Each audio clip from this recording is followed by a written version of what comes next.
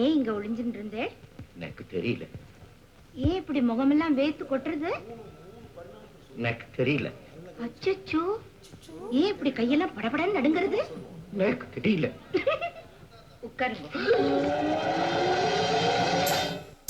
பாலக்காட்டு பக்கத்திலே ஒரு அப்பாவி ராஜா, அவர் பழக்கத்திலே குழந்தையை போல் ஒரு அம்மாஞ்சி ராஜா.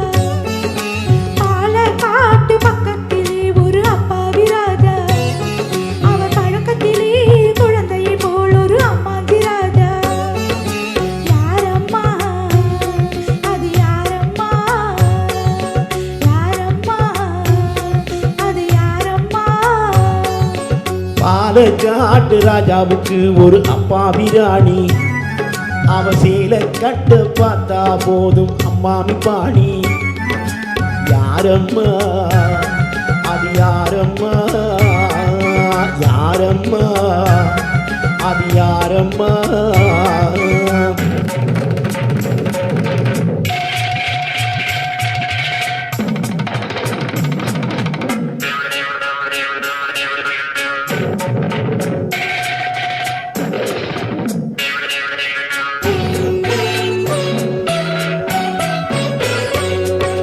பாலிருக்கும் பழமிருக்கும் பள்ளி அறையிலே, அந்த பாப்பாவுக்கும் ராஜாவுக்கும் சாந்தி முகூர்த்தம். சாந்தி என்றால் என்னவென்று ராணியை கேட்டாராம். ராணி தானும் அந்த கேள்வியை ராஜாவை கேட்டாளாம். ஏனம்மா அது ஏனம்மா, ஏனம்மா அது ஏனம்மா. அவர் படித்த புத்தகத்தில் சாந்தி இல்லையே, இந்த அனுபவத்தை சொல்லித்தர பள்ளி இல்லையே. கவிதையிலும் கலைகளிலும் பழக்கமில்லையே, அவர் காதலிக்க நேற்று வரை ஒருத்தி இல்லையே. ஏனம்மா அது ஏனம்மா, ஏனம்மா அது ஏனம்மா.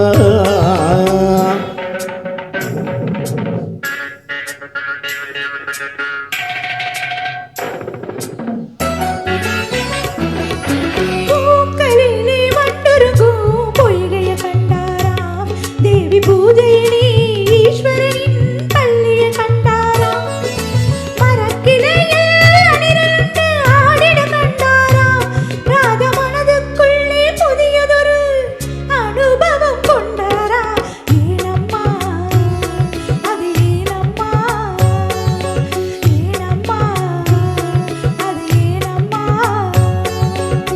பரமசிவன் சக்தியை ஓர் பாதியில் வைத்தார், அந்த பரமகுரு ரெண்டு பக்கம் தேவியை வைத்தார். பாக்கடலில் மாதவனோ பக்கத்தில் வைத்தார். ராஜா பத்மநாபன் ராணியை தன் நெஞ்சில் வைத்தார். யாரம்மா அது நானம்மா, யாரம்மா அது நானம்மா. பாலக்காட்டு பக்கத்திலே ஒரு அப்பாவி ராஜா, அவர் பழக்கத்திலே குழந்தையை போல் ஒரு அம்மாஞ்சி ராஜா.